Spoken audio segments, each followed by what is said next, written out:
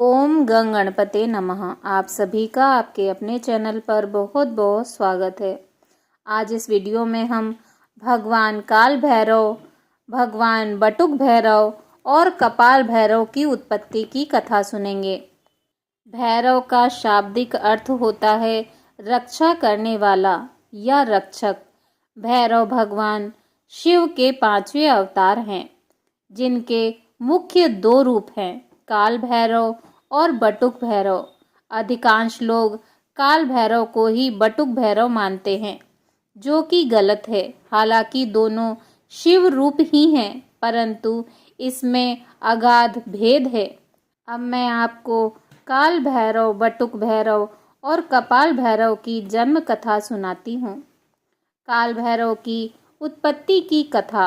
पुराणों के अनुसार जब ब्रह्मा और विष्णु में विवाद उत्पन्न हुआ और दोनों एक दूसरे को अपना पुत्र बता रहे थे, अर्थात भगवान विष्णु जी कहते कि ब्रह्मा का जन्म उनसे हुआ है और ब्रह्मा जी कहते कि विष्णु का जन्म उनसे हुआ है।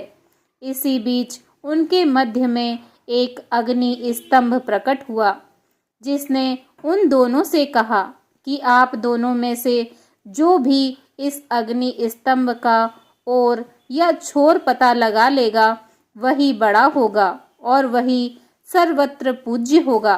ब्रह्मा जी ने हंस का रूप धारण किया और भगवान विष्णु जी ने एक वाराह का रूप धारण किया। ब्रह्मा जी ने ऊपर और विष्णु जी ने नीचे की ओर प्रस्थान किया। एक समय आने के बाद भगवान श्री हरि विष्णु जी ने यह मान लिया कि इस अग्नि स्तंभ का कोई अंत नहीं है, परंतु ब्रह्मदेव किसी भी कीमत पर अपनी पराजय मानने को तैयार नहीं थे। कुछ ऊपर पहुंचने पर उन्हें वहां केतकी नामक एक पुष्प मिला। उन्होंने उससे कहा कि यदि तुम मेरा समर्थन करो तो मैं तुम्हें सबसे महत्वपूर्ण पुष्प की उपाधि प्रदान करूंगा। केतकी ने ब्रह्मा जी की ये बात स्वीकार कर ली और उस पुष्प को लेकर वे ब्रह्मदेव वापस नीचे आ गए। जब उस अग्नि स्तंभ ने उनसे पूछा कि क्या आप दोनों में से किसी को भी मेरा और छोर मिला, तो इस पर नारायण जी ने तो मना कर दिया, परंतु ब्रह्मदेव ने कहा कि हाँ, मुझे मिला है और सत्यापन के लिए केतकी पुष्प को प्रस्तुत कर दिया। केतकी ने भी ब्रह्मा जी का समर्थन किया। तब उस अग्नि स्तंभ ने एक पुरुष की आकृति ग्रहण की और प्रकट हुए महाकाल महारुद्र भगवान शिव। उन्होंने ब्रह्मदेव से कहा कि आप असत्य बोल रहे हैं और ब्रह्मा जी को असत्य भाषण के लिए कभी न पूजे जाने का श्राप दिया और केतकी के असत्य भाषण के लिए उसे अपनी पूजा में प्रयोग में लाए जाने से निषेध कर दिया। तब ब्रह्मदेव ने क्रोधित होकर भगवान रुद्र को अपशब्द कहना आरंभ कर दिया और स्वयं को सबसे बड़ा बताने लगे। उस समय ब्रह्मदेव पंचमुखी होते थे। तब भगवान शिव को आभास हुआ कि ब्रह्मदेव में अहंकार व्याप्त हो रहा है और सृष्टि के रचना में यदि सृष्टि रचना से पूर्व ही अहंकार व्याप्त हो गया तो असमय ही संपूर्ण सृष्टि अहंकार के भाव से ग्रसित हो जाएगी। इसीलिए उन्होंने अहंकार रूपी ब्रह्मदेव के उस 5वें सर को काटने का निर्णय लिया, परंतु इसमें भी एक समस्या थी। भगवान शिव इस बात को जानते थे कि यदि उन्होंने ब्रह्मदेव का सर काटा तो उन्हें ब्रह्म हत्या का दोष लगेगा और उन्हें यदि ब्रह्म हत्या का दोष लगा तो उसमें उलझकर वो त्रिमूर्ति से अलग हो जाएंगे और असंतुलन व्याप्त हो जाएगा। इसी कारण सर्वसमर्थन भगवान रुद्र ने अपने ही अंश से एक ऐसे विकराल गण को उत्पन्न किया जो कृष्ण वर्ण के थे, अस्थियों के आभूषण से सुशोभित थे। उस दिव्य पुरुष को देखकर और उनकी गर्जना को सुनकर ऐसा लगता था मानो लाखों भयानक काले मेघों ने जीवंत रूप लेकर गर्जना की है। उनकी जटाएं देखकर ऐसा प्रतीत होता था मानो असंख्य भयानक विषधर हों। उनके मस्तक पर श्वेत त्रिपुंड की 3 रेखाएं ऐसी लगती थी मानो चंद्रमा ने उनके ललाट पर सुशोभित होने के लिए स्वयं को 3 टुकड़ों में विभक्त कर दिया हो। उन परम उग्र देवता की लंबी भुजाएं ऐसी लगती थी मानो लोह स्तंभ हो। भयानक अष्ट महानाग जिनका यज्ञोपवीत बने इतरा रहे थे। कमर पर बंधे मोटे मोटे घुंघरुओं से ऐसी आवाज आ रही थी जिससे हृदय विदीर्ण हो जाए। उस महाकाय महाबाहु गण को भगवान शिव ने स्पष्ट शब्दों में कहा कि ब्रह्मदेव के 5वें सर का छेदन कर दो। इतना सुनते ही उस वीर ने आव देखा ना ताव अपने नाखून के एक ही प्रहार से ब्रह्मा का 5वां सर उखाड़ लिया, परंतु वो सर उनके हाथ से ही चिपक गया। जब उन्होंने भगवान शिव जी से इसका कारण पूछा तो उन्होंने उनसे कहा कि ये केवल ब्रह्मा का सिर ही नहीं है अपितु ब्रह्म हत्या है। इस ब्रह्म हत्या के फल स्वरूप तुम्हें शापित होना पड़ेगा। उन्होंने कहा कि तुमने ब्रह्मा के सिर को काटकर इस सृष्टि की अहंकार से रक्षा की है, अतः आज से तुम्हारा नाम भैरव होगा। अब तुम जाओ और ब्रह्मा के इस सर को लेकर सृष्टि में विचरण करो और जहां भी ये सिर तुम्हारे हाथ से छूट जाएगा वहीं तुम रुक जाना और स्थापित हो जाना। उसके बाद भैरव ने उस सर को हाथ में लेकर सृष्टि के चक्कर लगाने शुरू किए। वो सारी सृष्टि में अनंत काल तक भ्रमण करते रहे, परंतु कहीं भी वो सर उनके हाथ से नहीं छूटा। परंतु सृष्टि के चक्कर लगाते लगाते उनकी गति इतनी तीव्र हो गई कि वो समय से भी आगे निकल गए। जब भगवान नारायण के कर्ण कुंडल गिरे और काशी नगरी स्थापित हुई, तब वहां पर भगवान भैरव के हाथ से ब्रह्मदेव का वो कपाल छूट गया। तब भगवान भैरव वहीं रुक गए और तब वहां भगवान शिव जी प्रकट हुए। उन्होंने उनसे कहा कि ये मेरी प्रिय काशी नगरी है और आज से तुम इसके रक्षक के रूप में यहाँ स्थापित हो, परंतु तुम्हें इस काशी नगरी में केवल पैर के एक अंगूठे के बराबर स्थान मिलेगा और तुम्हें इसी ब्रह्म कपाल में भोजन करना होगा। तुम अपनी तीव्र गति के कारण समय से भी आगे चले गए थे, अर्थात तुमने काल चक्र पर भी विजय प्राप्त की है। इस कारण आज से तुम काल भैरव के नाम से जाने जाओगे। तुम काशी की पवित्रता और काशी के भक्तों की रक्षा करोगे। ध्यान रहे, काशी में मरने वाले को यम स्पर्श न करे। तब बाबा काल भैरव ने महादेव जी से पूछा कि इससे तो पापी कर्म के दंड से निर्भीक हो जाएंगे। तो उन्होंने कहा कि यहाँ मृत्यु प्राप्त करने वाले को यमराज दंड नहीं दे पाएंगे, परंतु तुम उन्हें दंड दोगे। बिना काल यातना प्राप्त किए कोई भी जीवात्मा ये काशी नगरी नहीं छोड़ेगी।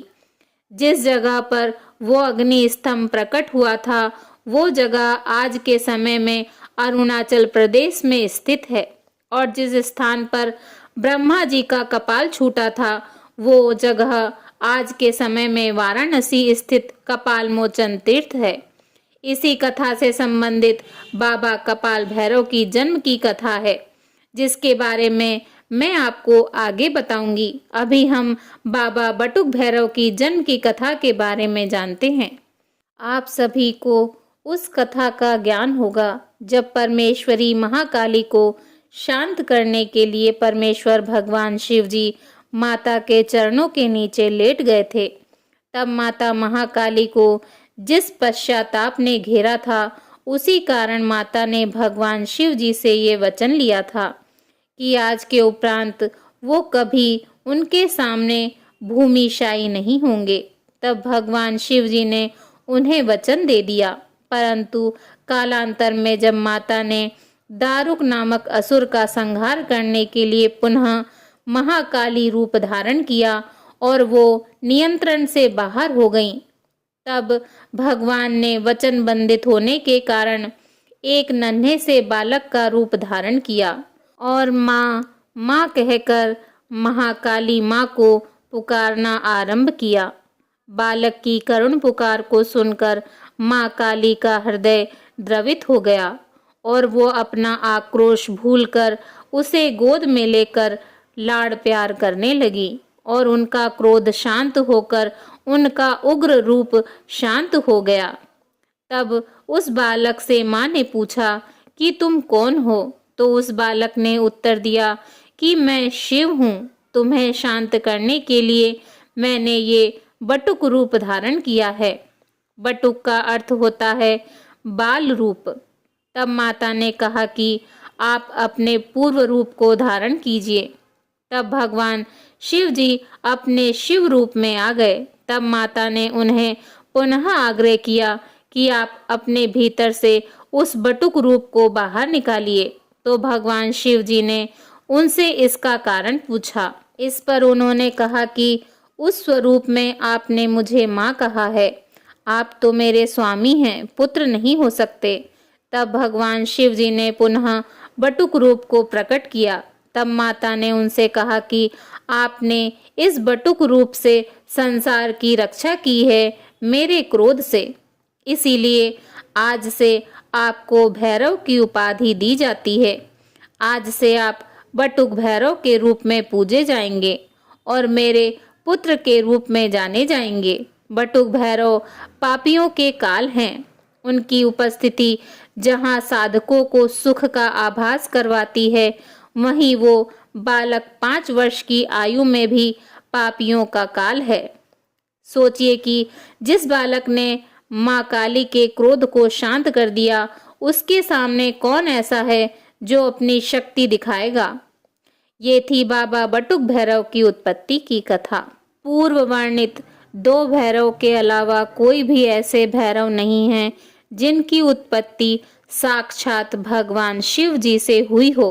रक्षक की भूमिका निभाने के लिए समय समय पर बाबा काल भैरव से ही अन्य सभी भैरवों उप भैरवों की उत्पत्ति हुई है, जिनका मुख्य उद्देश्य माता के विभिन्न रूपों की रक्षा करना ही था।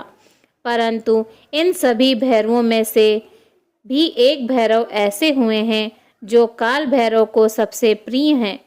भगवान काल भैरव ने उन्हें अपने अनुज का स्थान दिया, अपना दंडाधिकारी बनाया, जिनका नाम है कपाल भैरव। आइए जानते हैं कपाल भैरव उत्पत्ति की कथा। कपाल भैरव की उत्पत्ति की कथा सुनाने से पहले मैं आप सभी को बाबा कपाल भैरव की कुछ विशेष बातें बताना चाहती हूँ और आध्यात्म में सिद्धि की पराकाष्ठा कपाल भेदन क्रिया को माना जाता है। इस कपाल भेदन के मुख्य रूप से 2 प्रतीकात्मक या मुख्य देवता हैं। सर्वप्रथम है माता छिन्नमस्ता, जिन्होंने स्वयं अपना सिरच्च छेद कर दिया था, और दूसरी हैं भगवान परशुराम की माता और श्री जगमदिन की धर्मपत्नी माँ रेणुका, जिनका सर पिता की आज्ञा से स्वयं भगवान परशुराम ने काट दिया था।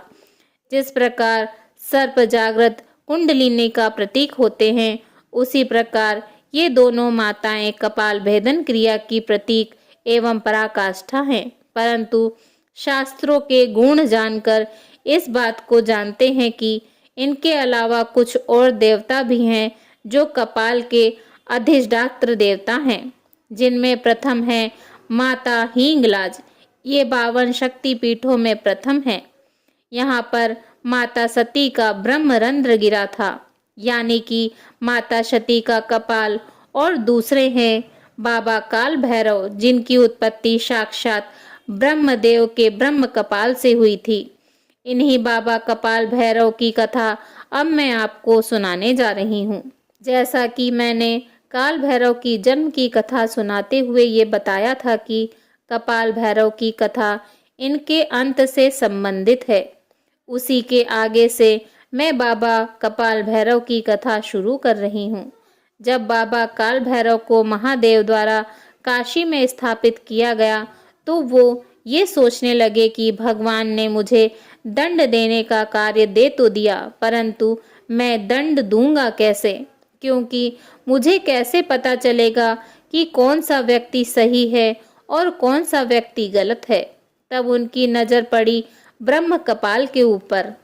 उनके मन में ये विचार आया कि ब्रह्मदेव के इस सिर के कारण मुझे मेरे पाप का दंड मिला, तो क्यों ना एक ऐसे गण की रचना की जाए जो व्यक्ति के अच्छे बुरे का निर्णय कर सके और उनके कर्मों के हिसाब से उसे दंड प्रदान कर सके।